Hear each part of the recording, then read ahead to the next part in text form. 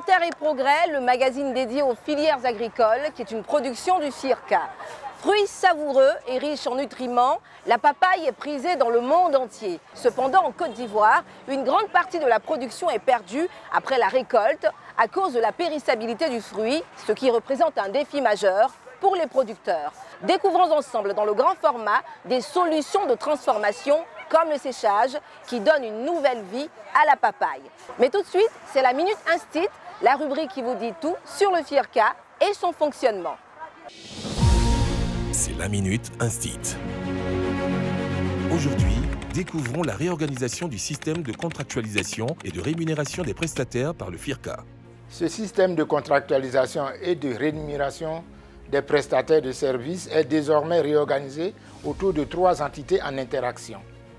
Le FIRCA, qui assure la transparence des marchés passés, le contrôle de la bonne mise en œuvre des activités et actions, et veille à l'effectivité de la solidarité entre les filières. Les prestataires de services, qui assurent la compétition des offres, la mise à disposition des compétences utiles, la contractualisation et les prestations de services. Les bénéficiaires des prestations, quant à eux, assurent la représentativité des filières et les actions d'intérêt général, ainsi que l'adoption des innovations et les performances en termes de productivité et de rendement. Découvrons également le niveau de mobilisation des ressources financières auprès des filières agricoles. Depuis juin 2004 jusqu'à décembre 2023, le montant des ressources mobilisées auprès des 12 filières agricoles cotisantes au FIRCA s'élève à 215,82 milliards de francs CFA. Cette mobilisation est essentiellement le fait de 7 filières autonomes dont les cotisations s'élevant à 215,33 milliards de francs CFA suffisent à financer intégralement leur programme de développement. L'effort de mobilisation des 5 filières cotisantes non autonomes s'établissant à 0,49 milliards de francs CFA. Les ressources mobilisées auprès de l'État de 2004 à 2023 sont de 18,47 milliards de francs CFA, ainsi que celles auprès des PTF de 2011 à 2023 s'élèvent à 114,11 milliards de francs CFA.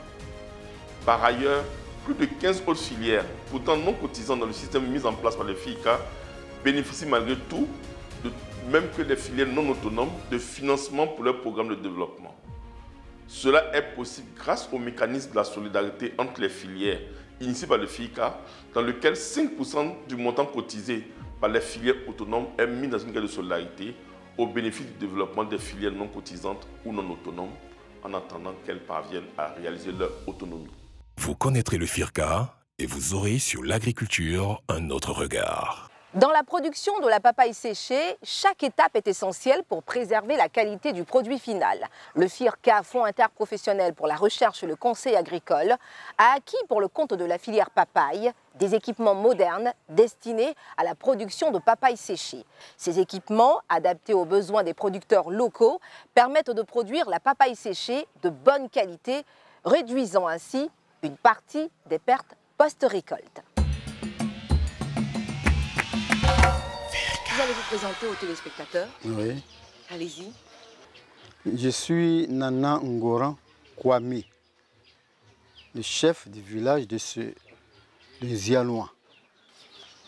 Alors chef, quel est votre sentiment par rapport à l'installation de l'unité de transformation de papaye séchée dans votre localité? Je remercie l'institution FIRCA qui a bien voulu offrir cette unité. Ça va faire que nos enfants auront de l'emploi. Le chômage va au moins diminuer. Je leur dis merci. Et que nous les accueillons à bras ouverts. Et la grâce de l'Éternel soit sur eux. Merci beaucoup, chef. Merci en tout cas d'avoir répondu à cette question. Merci de nous avoir reçus aussi. Et beaucoup de courage. Vous avez un très beau village. Merci, madame. De la cueillette jusqu'à la production de la papaye séchée, c'est tout un processus de transformation qui permet de garantir la qualité du produit tout en ouvrant de nouvelles opportunités économiques. Allons à la rencontre de M. Méon, président de la Fédération nationale des producteurs de papaye de Côte d'Ivoire, FENAPROPACI. Bonjour monsieur. Bonjour madame. Comment allez-vous? Dieu fait grâce, ça va. Alors, vous allez vous présenter aux téléspectateurs. Je suis M. Méon Norbert, Oui. président national des producteurs papaye de Côte d'Ivoire, Finapropassi, et vous êtes à l'unité de séchage de papaye. Ben, en tout cas, c'est un charmant cadre. Il y a tout un protocole de sécurité, je sais, avant de pénétrer véritablement dans cette unité. Oui. Mais ça commence déjà là maintenant, on m'a dit. C'est ça. Uh-huh. Les fruits arrivent de la plantation, dans les cajots, bien sûr, et ensuite on passe au processus de pesage d'abord. Dans le processus de pesage, quand on finit la pesée, on fait les tris. À maturité, il y a la maturité M1, M2, pour voir la maturité, si la papaye est mûre. Et ensuite, on les transmet dans les bacs, ici. Vous avez fini de vous habiller, je vous invite à la salle de trempage. Ben, on y va. Et quand les fruits arrivent, on a fini de conditionner, nous allons les mettre dans les bacs de trempage. C'est un bac dans lequel on lave les fruits avec du savon. Et un autre bac ici pour rincer. Vous voyez le processus. Et puis ensuite, on va à la salle de découpe. La salle de découpe. Voilà.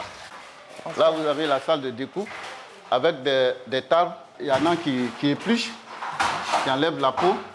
Il y en a qui égrènent, l'action d'enlever les graines. Et puis, il y en a qui découpent.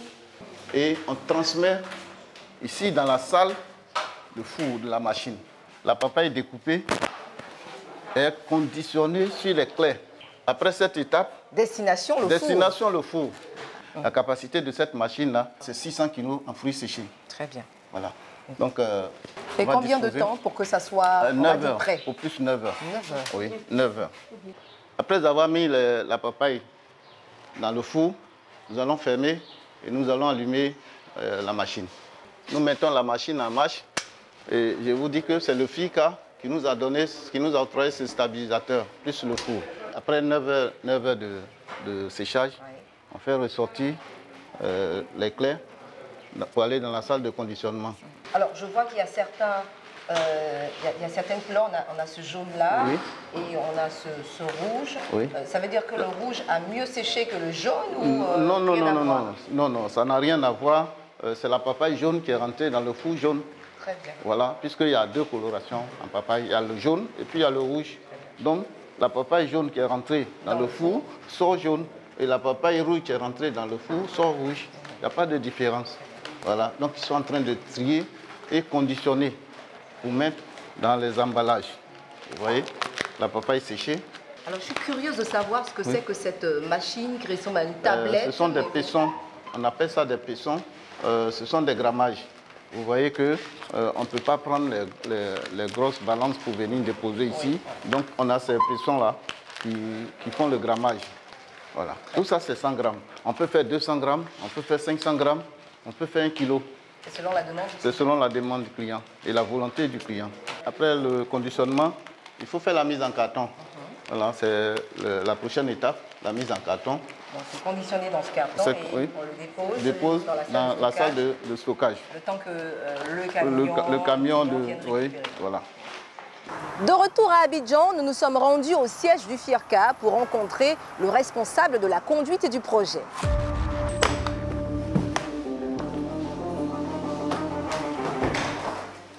Bonjour monsieur. Bonjour madame.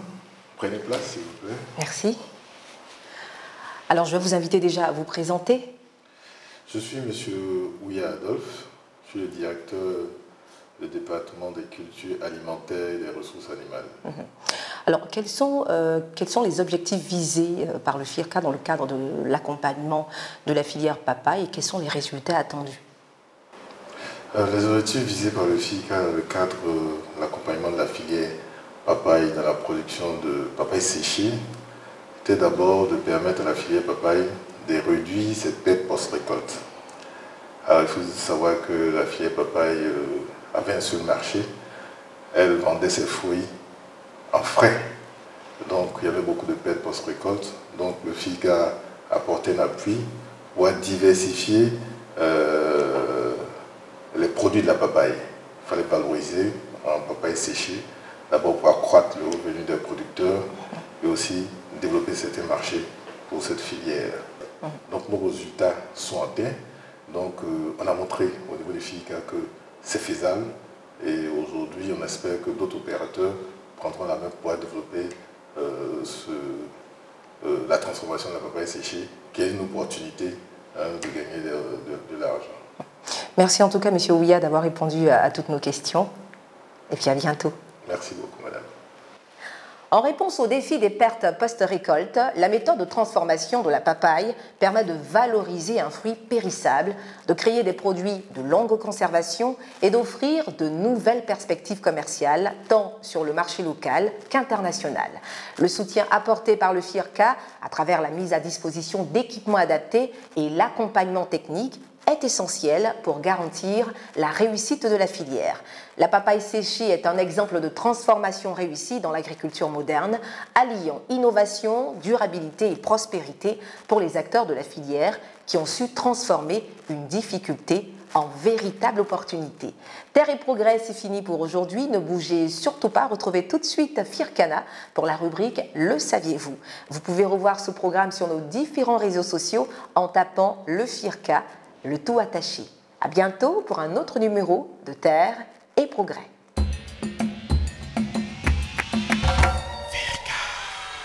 Bienvenue chers téléspectateurs, je suis Firkana. Saviez-vous qu'il existe plusieurs couleurs de poivre? Cette épice célèbre dans la cuisine mondiale et la médecine traditionnelle en Afrique existe en 4 couleurs. On parle de poivre vert, rouge, blanc et noir. Provenant toutes de la même variété, le Piper nigrum, ces couleurs de poivre sont obtenues par récolte et traitement à différents stades de maturité. Ainsi, le poivre vert est cueilli avant sa maturité complète et rapidement séché pour conserver sa couleur. Le poivre rouge est obtenu lorsque le fruit est simplement récolté à maturité, il a un goût doux et fruité. Le poivre noir, lui, s'obtient lorsque le fruit est récolté à maturité puis séché au soleil pendant longtemps. Le poivre blanc est également récolté à maturité, mais l'enveloppe est ensuite retirée, laissant apparaître le noyau intérieur blanc. Je vous dis à la semaine prochaine pour de nouvelles découvertes.